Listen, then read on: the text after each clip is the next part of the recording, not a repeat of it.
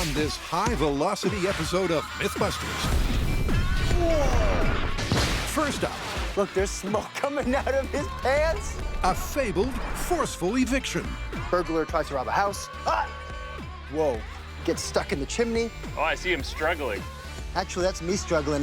Family comes home, they don't know he's in there, and then they ignite the fire. And then, boom! Criminal becomes Rocket Man. Then a mythical meeting of chainsaw and bullet. This is absolutely ridiculous. Someone shoots a bullet into a tree, There she is. and then years later, someone's cutting into a tree with a chainsaw, pulls the bullet out, and it kills him. What could possibly go wrong? I mean, this is quintessential MythBusters.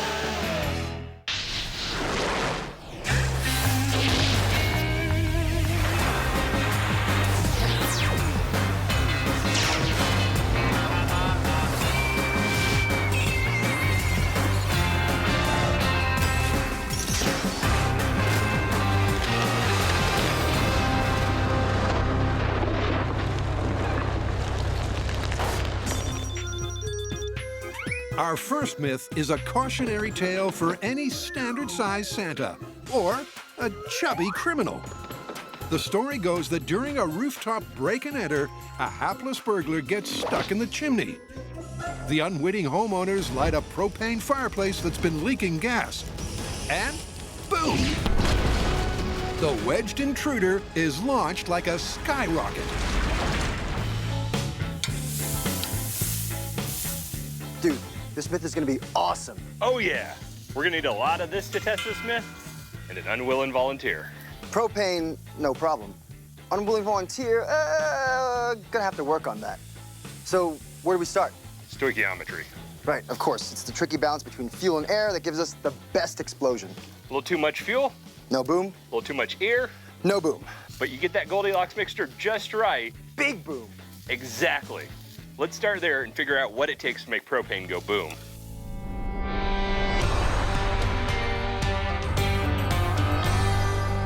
Allegedly, this myth takes place somewhere out in the countryside. So they're probably not getting natural gas provided by the city. Instead, they're using propane. It's the explosive properties of that gas that we'll be testing. They've got the propane, but to fire a felon sky high, the guys need to work out the optimal explosive conditions. And with some moral support from Myth Dog Bo, it's time to find the perfect stoichiometric ratio of air and fuel. I feel like I'm robbing a bank. Woo. Bend it there. Voila. We're about to fill each one of those tubes with a very specific mixture of propane and air. Then we're gonna cap it off, we're gonna ignite it, and then we're gonna see how high it takes that stopper. Then we're gonna mark off exactly how much each percentage carried it and how high. More propane doesn't necessarily mean a bigger bang. So the first tube is 50%. So they'll kick off by doing 3 tests at 50, 30, and then 15% propane mixed with air. To get the ratios right, they've come up with a splashy solution. Science can be quite beautiful. On my command, Brian will unleash propane up this line that leads to our cylinder.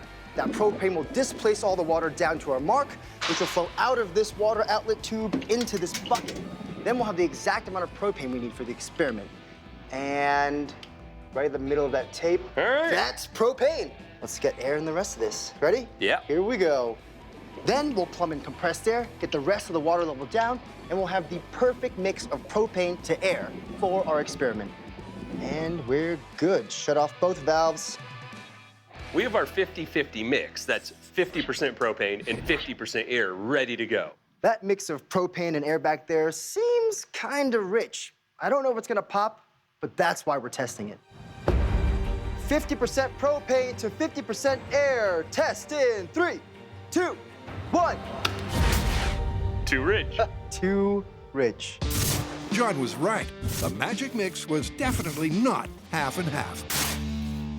But before the guys dial it in, they're ready to rip with tall tale number 2.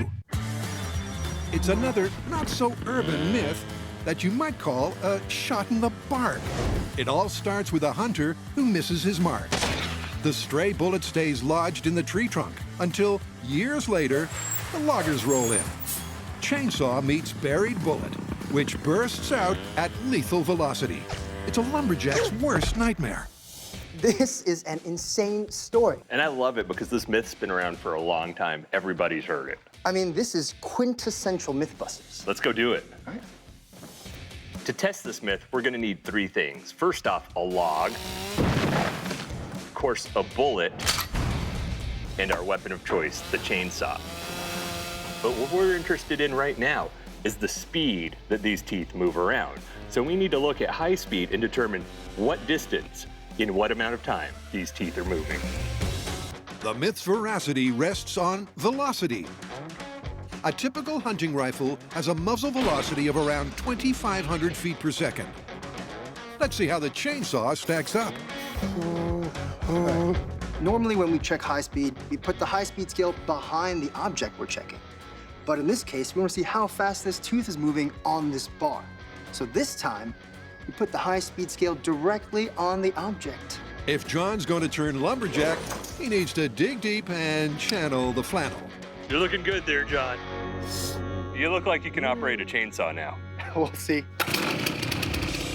All right, chainsaw high-speed test in 3, 2, 1, go! Just one brief burst at maximum revs. And it's off to check the high speed. You ready for this? Yeah, let's go. By tracking the tooth they marked against the scale, they nail down the speed. About 90 feet per second. 90 feet per second might not sound like that much when we're talking bullets, but in our case, we're talking a chainsaw hitting a bullet.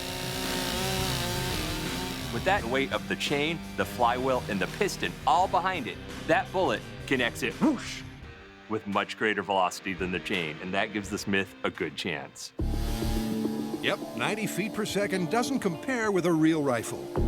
But the transfer of energy from the mass of the chainsaw to the lightweight bullet means it could potentially fly much faster.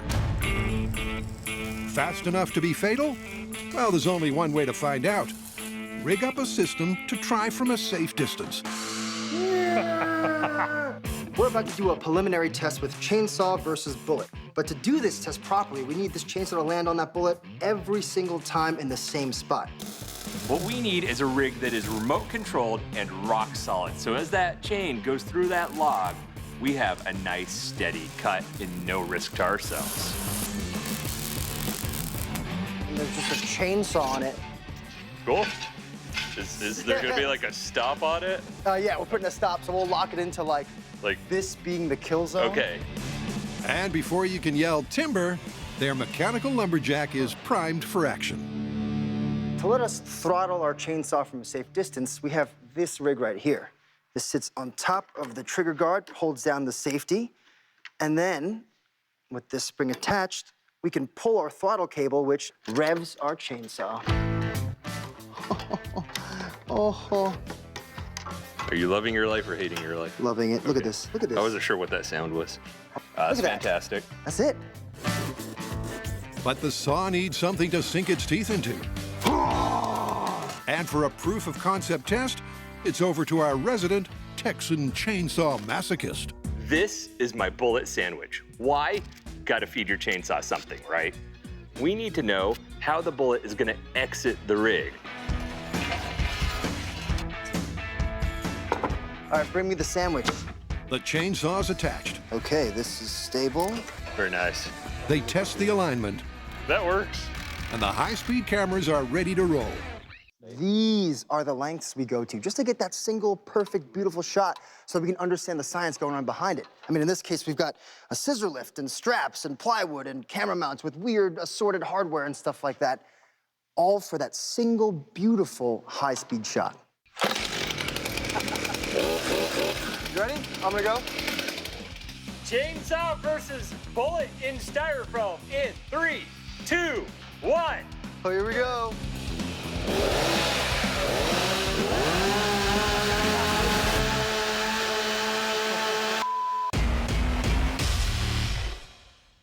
One, go! John and Brian are testing the fatal forestry fable of a chainsaw and an embedded bullet. To find out if there's anything to this myth, the guys have set up a proof of concept. Oh, here we go. With a stand-in styrofoam log and a clear plastic viewing panel. The throttle cable works beautifully. We're just revving it.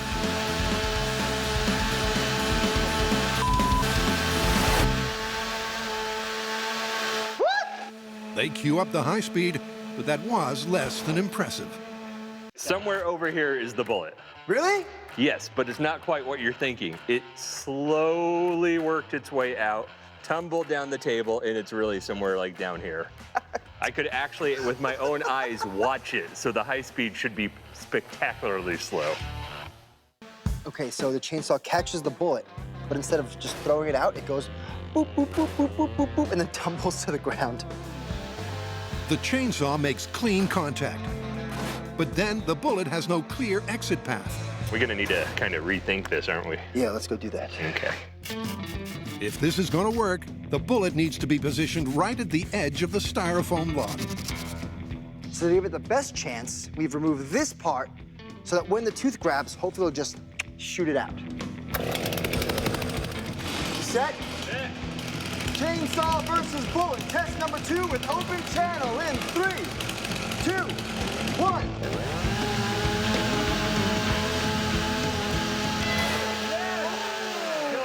Hold. Was I going crazy? Did I hear something? No, it absolutely hit the glass. Yes, okay.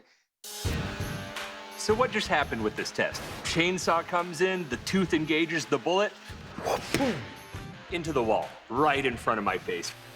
At this point with our small-scale tests, it actually turns out a chainsaw can grab a bullet and throw it out pretty hard. But now it's time to ramp it up with real bullets in real trees. But before they let loose with live ammo, it's back to the propane fireplace fable. To find out if it's feasible to turn a chimney into a cannon and a burglar into a cannonball. 50% propane to 50% air. Test in 3, 2, 1. Too rich. Too rich. That's what happens when there's not enough air for it to ignite. I'd say we should move on to 30%, and that's 30% propane and 70% air. Once again, the proportions are measured out to the milliliter. Stoichiometry test, 30% propane, 70% air in 3, 2, 1. It's a bit rich, yeah? Yeah. And yet again, 70% air, 30% propane, not enough oxygen to let it burn. By now, they're fully expecting fireworks. 15% propane, 85% air. 1. But it's another bust. I was ready to catch that stopper. Many of you have heard the term flooded engine. That's exactly what we have here.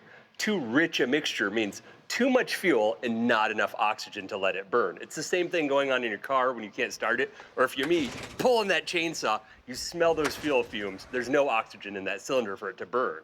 To have a fire or combustion, you have the fire triangle. You have fuel, oxygen, and ignition. We have ignition, we have fuel, but what we don't have is oxygen. So to raise their chances, they lower the propane. 10% propane in 3, 2, 1, boom! Or not. Even 10% was too rich a mix. You got ear. So the guys dial it down ever so slightly to 7. 7% propane, 93% air in 3, 2, 1. Yes! I'm gonna take another sigh of relief, just, and one more.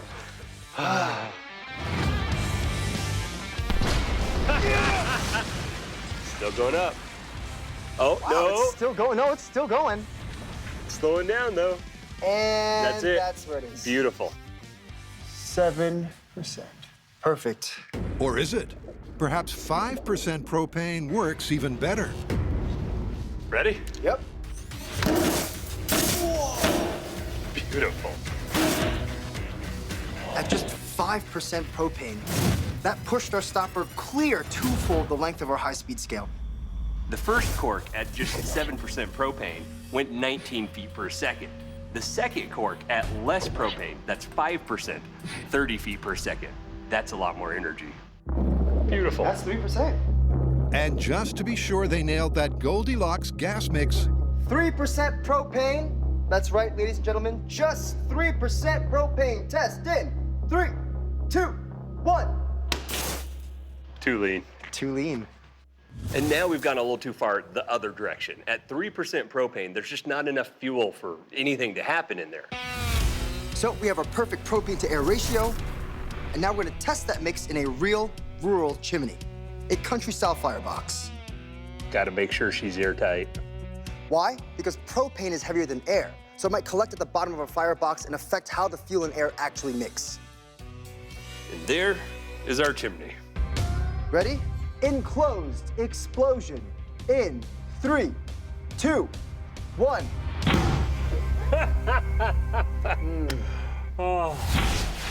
So this is a great example of trying to understand the stoichiometry of the fire versus explosion thing. Our igniter goes off and you actually see kind of a flame burning inside. Well, that's not an explosion. But as that flame uses up some of the oxygen right at the bottom in that firebox, that magic moment happens and boom, we actually get explosive stoichiometry. So where are we now? Well, we just figured out that our Goldilocks ratio was about 5% propane and 95% air. We discovered a chimney with a blocked flue will give us a beautiful, energetic explosion. The next step is to build our full-scale chimney and our full-scale firebox so that when our burglar's stuck in there, we can introduce our mixture and hopefully it'll just send him sky high. Yeah, I think we're done here. Yeah, full-scale chimney, here we come. to see if a man really could be accidentally launched from a chimney, 3, 2, 1. the guys have been testing the explosive potential of propane. Beautiful. So far, we've done a bunch of small-scale tests that let us know that the perfect mix of propane to air is around 5% propane and 95% air. So next step, we're gonna take that information and start building our full-scale firebox and our full-scale chimney. The trickiest part of the build is assembling a full-scale chimney in the workshop. The answer? Make the smokestack in segments. This is a flue tile, an extruded clay tile that's just about lining every chimney out there. We gotta glue 12 of these together to get the height we need. So just a little tip, I'm using a polyurethane-based construction adhesive. It works great for this clay, but that clay is real porous, so a quick spritz with water helps activate that adhesive. 1 down, 3 to go. When we get in the field, we'll remove some support straps, use the same frame, glue 4 of these modules together, and that's how we get our whole chimney. In the meantime, John's getting into some heavy metal. This is our firebox. Well, it's our footprint of the firebox for now. Everything that's in our chimney, the flue tiles, all the structure, all 12 feet of it is gonna be sitting on top of this box, so it needs to be extra sturdy. Starting to get the idea, right? Doors here, chimney there, and then hopefully we fill it with gas and boom. In fact, there's just one piece of the puzzle missing. A volunteer to plug their chimney. Yeah, that's not bad. You know, if we're gonna do this right, we're gonna need a human analog. Yeah, Buster would have been perfect. Whatever happened to that guy? More to the point, what didn't happen to that guy? After many a glorious and painful adventure, Whoa! Buster Mark I is finally tagged, "Do not resuscitate." Oh, yeah. Poor guy. Wish we could get a new Buster. If only there was a way. Look! Bo, hit it! Manufactured in a top-secret location. Made from courage, grit, and state-of-the-art materials, meet Buster. the next generation. All systems ready.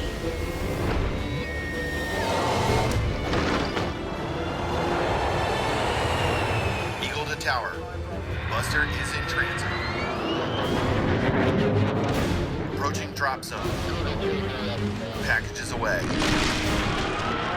We have a situation. Parachute has malfunctioned.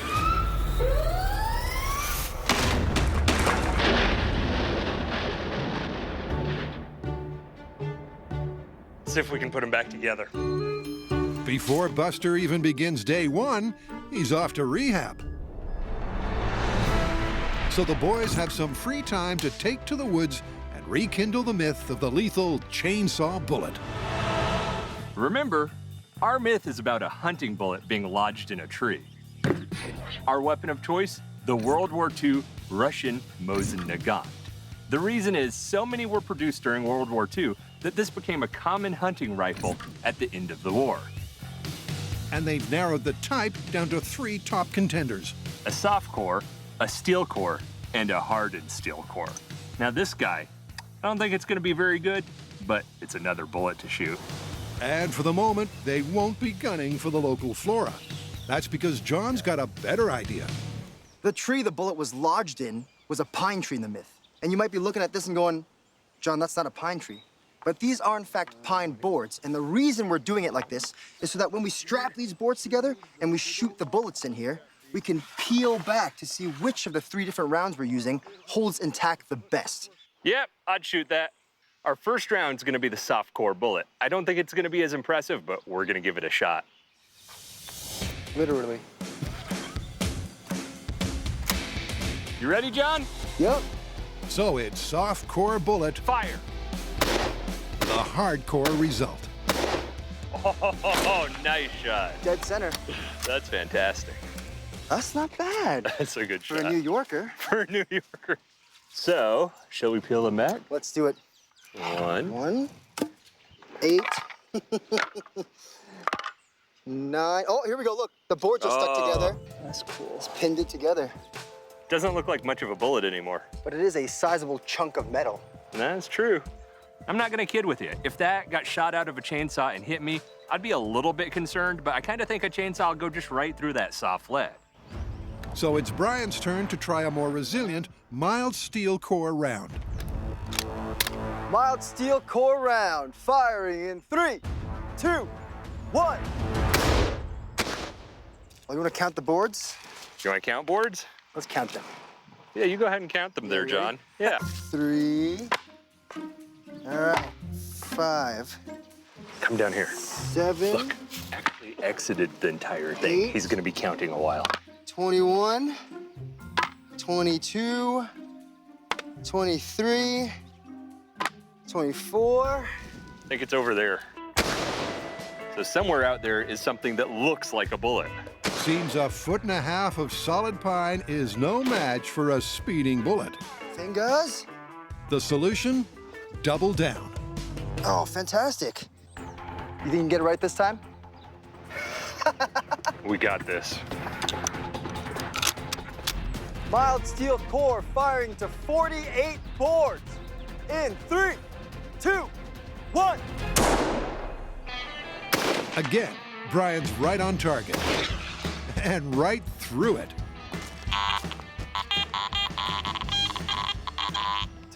Hey, John, I think I found it. Yeah? But they still need a bullet to stick in a stump. That means strapping together a staggering stack of 72 boards. All right, Brian, you ready? Ready? Third time lucky Brian in 3, 2, 1. Oh. Come here. Look at that. Perfectly preserved. They finally got a slug to stick. That tile marked 17 is actually the 65th board in. At this point, John and I are done testing.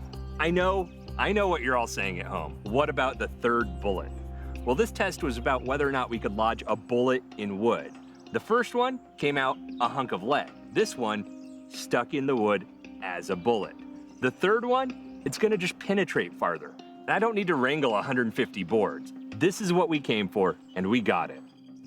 But the boys can't go home without a real bullet lodged in a real stump. Just remember in the myth, the guy fires it into a live tree.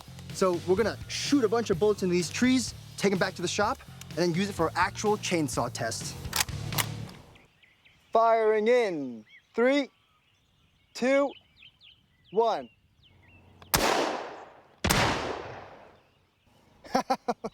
That looks like an exit wound if I've ever seen one. We need a bigger log. And that turns out to be the understatement of the day. Think slow thoughts. Because even with 2 logs taped together, it's in one end, straight out the other. How many MythBusters does it take to shoot a bullet in a tree and keep it there? Apparently more than 2, because this is absolutely ridiculous. And it's not getting any less ridiculous. Nothing. Because try as they might, I think it tumbled as it went Yeah, between the yeah, 2 yeah. logs.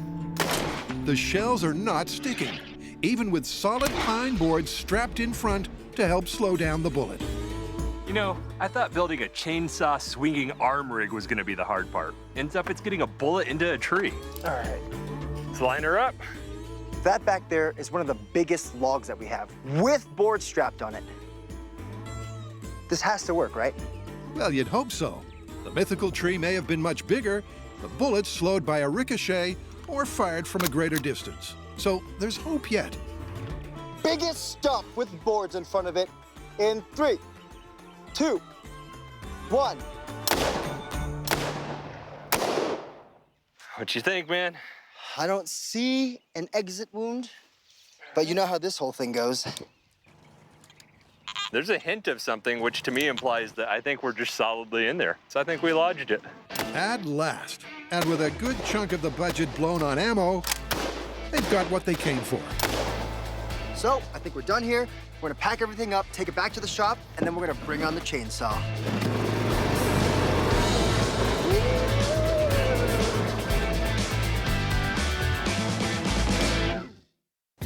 Hey, John. Am I beautiful? Like a Victorian woman. Back at Chainsaw Central, the guys have called in some expert assistance. So, gentlemen, what I understand is you fired a bullet into the log, and now you're trying to figure out where in the log's the bullet. That's it in a nutshell. In and no out. Brian and John finally got a rifle bullet to stick in a stump. And Dr. Bradley Perdue has a portable X-ray machine to help find it. You got your trajectory, the point of entry. We'll work off of that, but we're going to have to get 2 angles on it to determine both our horizontal and vertical planes to determine the depth. So the doc goes to work. Well, here we go. Ready, and okay, that should do it. Turns out it's as quick and easy as falling off a you-know-what. What we've determined is your bullet is sitting somewhere right there in that log at this depth. Now we just gotta All right. dig through these logs and find them. All right, you guys are the brains.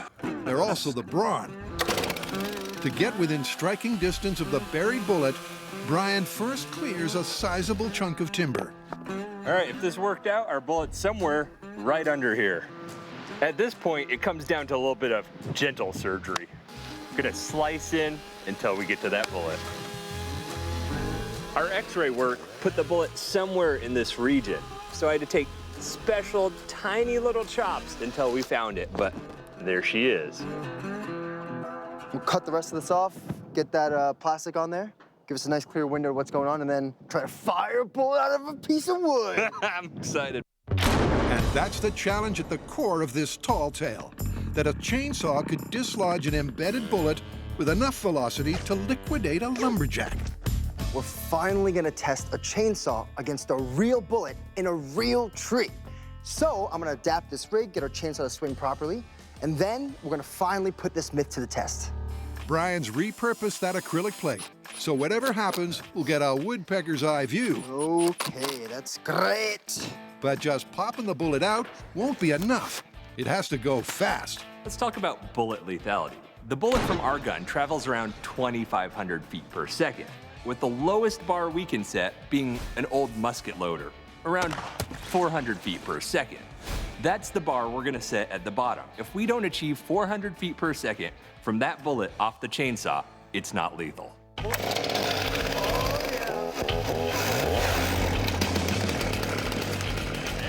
All right, here we go. You ready? Yeah. Okay. Chainsaw versus bullet and log in 3, 2, 1.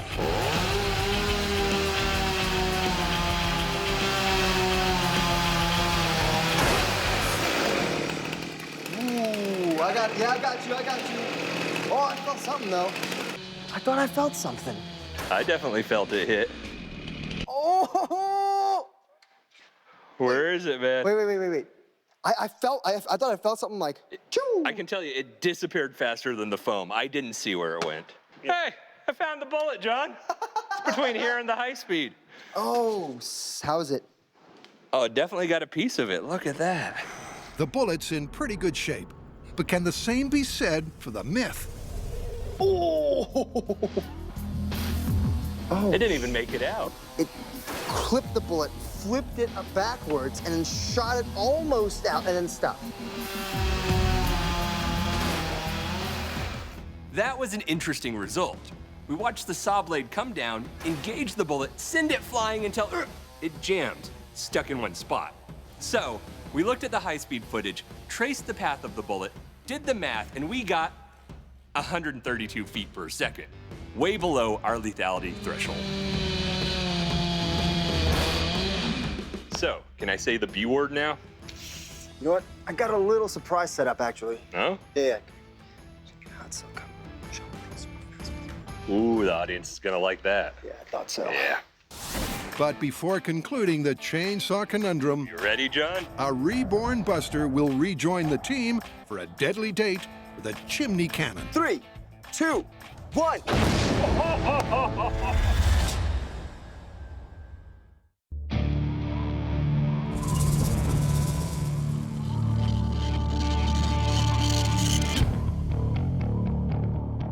To find out if a propane-powered fireplace can actually shoot a man from a chimney, John and Brian need the right kind of house in the right kind of neighborhood.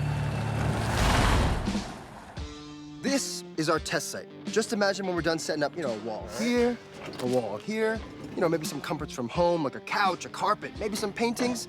And then for those freezing cold California winters, our firebox with the chimney on top and the burglar stuck in it. Not a lot of houses get built by laying the carpet first. And very few boast a feature fireplace that does double duty as an explosive intruder extruder. Get her perfectly level. We're gonna have 12 feet of chimney up on top. Yeah, I know. They raise the walls without raising a sweat. Is that a bad-looking house? But the same can't be said for Brian's easy home assembly chimney in a crate concept. Whoa.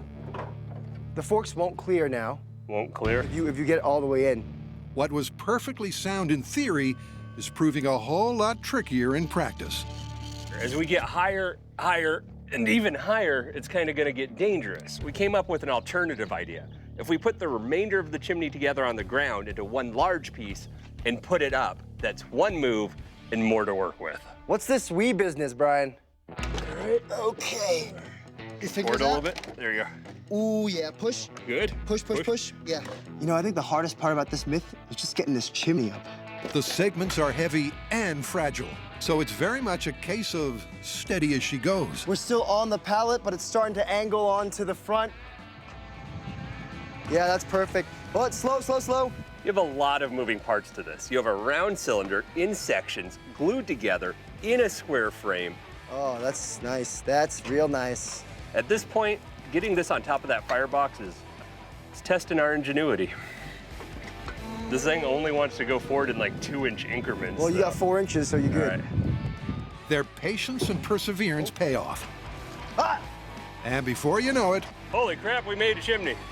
These chimney flue tiles are a bit uneven, so trying to stack them up safely and securely is proving to be really difficult and a bit scary. John's soon in harness to strip back the scaffold. while Brian gets down to the nuts and bolts. An important aspect of this myth is that leaky fireplace. Now remember, theirs was a propane retrofit. It's about time for us to do the same. Got to put a couple of holes in here for the propane and the igniter, then we'll have the same setup they did. Ignition, ignition, gas. In a final flourish, the ceramic smokestack gets brick veneered. You know, I had no idea John was a master brick mason. And their living room launch pad is ready for action. We have our chimney up and we're ready for our first test. It's purely proof of concept. What we want to know about is, do we get the ignition we need and do we get the combustion we need? And you may notice a little extra support over here. That's just in case something doesn't go quite as planned. And that's always a possibility. Whatever fate awaits our jumpin' jack Flash, Oh, I see him struggling. Actually, that's me struggling. rest assured, it'll be a gas, gas, gas.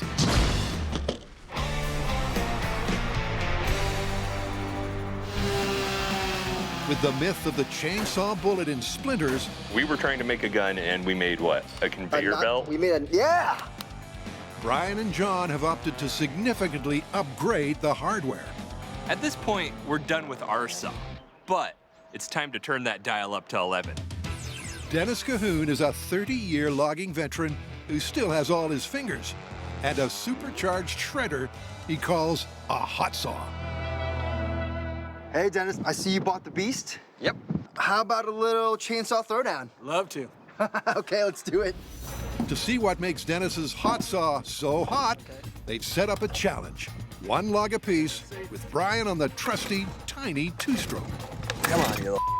Oh, I suddenly get the feeling that we're competing in the wrong weight class. The rules are simple. The first man to slice through his stump is the winner.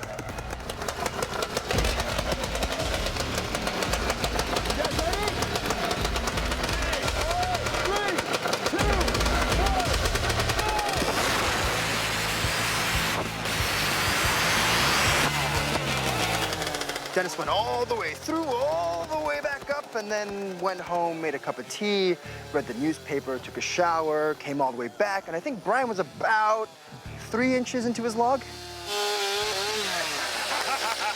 Take that, man! Well, at least you cut knot. That's harder wood. I think that shows us what a difference it is, though. And that huge power difference could be enough to make the myth. So Dennis, can you give me some specs on your saw? Yeah, it's a 250cc motorcycle motor made into a chainsaw. It revs about 10,000 RPMs. Chain speed is approaching 200 miles an hour. Probably 8 times the horsepower of your regular chainsaw. That hot saw is a beast. So we are spending copious amounts of time screwing things down and gluing and nailing and stapling and strapping it in because we want to pay it the utmost respect in terms of safety and we don't want anything to go wrong. If there's anything at all to this myth of the lumberjack who felled himself, the mighty hot saw is its very best chance of success. Now we're logging. Ready? Ready?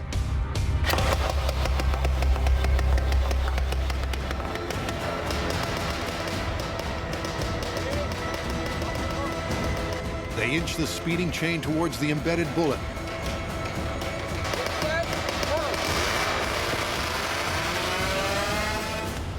And in the blink of an eye, it's shot from the stump.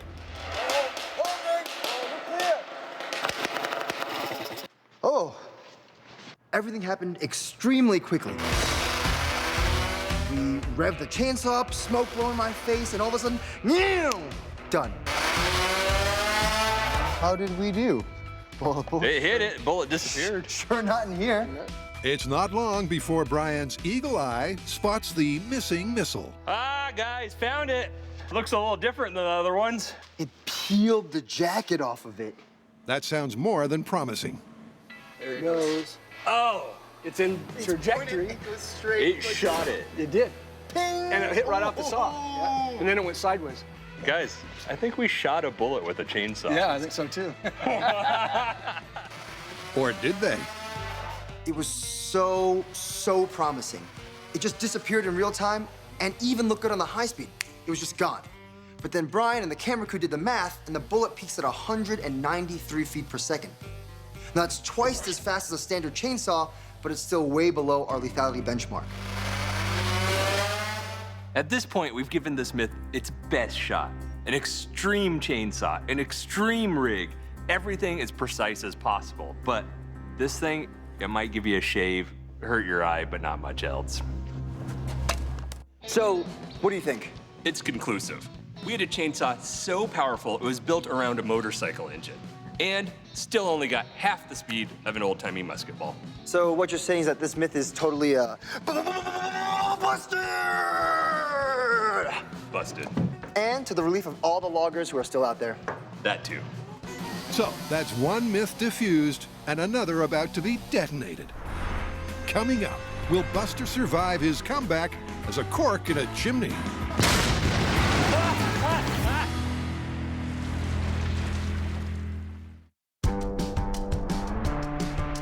Oh, you ready, John? Yeah, how about I put the gas here, safe distance away, and then you plumb it over? Sure, that's safe. Let's do that. In their efforts to prove you can blow a burglar from a chimney, One! John and Brian have found the magic mix of propane to air is 5%.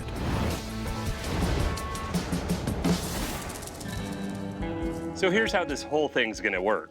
I'm gonna flip this switch. It's gonna open a valve over there, sending propane to the firebox. And this gas will be ignited by a tiny electric charge that I've stuffed up in that chimney. In order to know how much propane we're using, we're gonna measure it through this flow meter. And when we get 5% propane in that chimney, I'm gonna hit this switch. And boom. Proof of concept with unsealed chimney.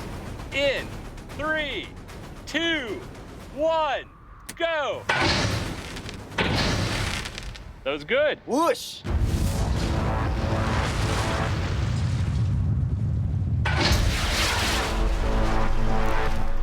Obviously, we got the fuel mixture right because it came shooting out the top.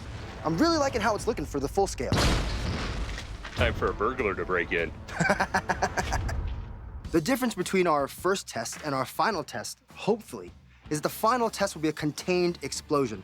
Now, what are we talking about when we say contained explosion? Well, if you take some black powder and you pour it on an open surface and you light it, it goes But you take the same amount of black powder and you wrap it in some tape nice and tight, that whoosh turns into a bang. And so, hopefully, when we have that criminal stuck in the top of our chimney, he'll fly out of there like his butt's on fire. There's just time for a few homey touches before this myth gets put to the torch. Boom! Oh, beautiful. How's it look? Looks like a happy family to me. Think so, man. Think so. Add one not-so-happy burglar buster. This is the man of this myth. It's time for our burglar to get stuck in our chimney. Who's already having second thoughts about his first day back on the job. Gotta remember, John, this guy tried really hard to get in. We got valuable paintings of dogs. His ass is in? Okay. But there's one small snag. Oh, I see him struggling. Actually, that's me struggling. Despite appearances, Buster's not quite a snug enough fit. So we want our burglar to have a good fit in the chimney to get the best chance of an explosion. He's a little fit right now, so we need to make him a little more rotund. To do that, we put a little expanding foam around his belly in a plastic bag. With our beefed-up burglar now firmly wedged in, they're set to bust or confirm this myth once and for all. At this point, our burglar's stuck in the top of our chimney. That makes an enclosed vessel, and I think we're gonna pop him out like a champagne cork. Fireplace leak with burglars stuck in the chimney. In 3, 2, 1.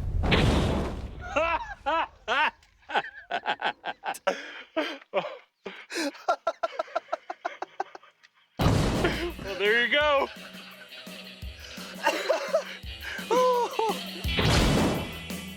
Look, there's smoke coming out of his pants. Straight out of the cartoons. Oh, John, Yeah? our living room. Closed picture. Oh, really?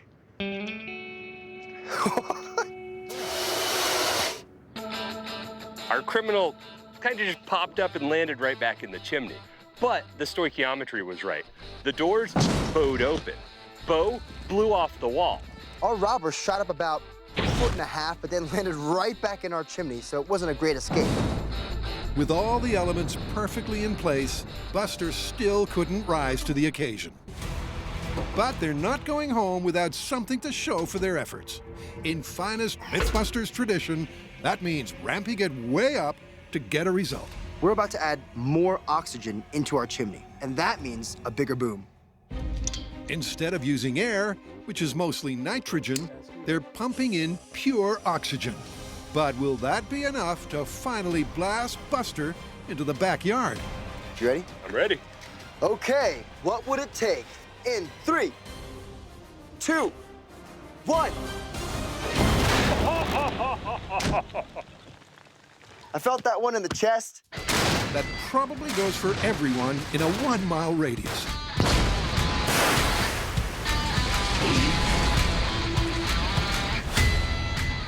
You think we'll still get the deposit back on the house? No. As you can see, all that extra oxygen definitely gave us more bang for our buck. Holy moly, look at this. Oh, this is a reinforced steel firebox, and it totally just bowed out our little support struts.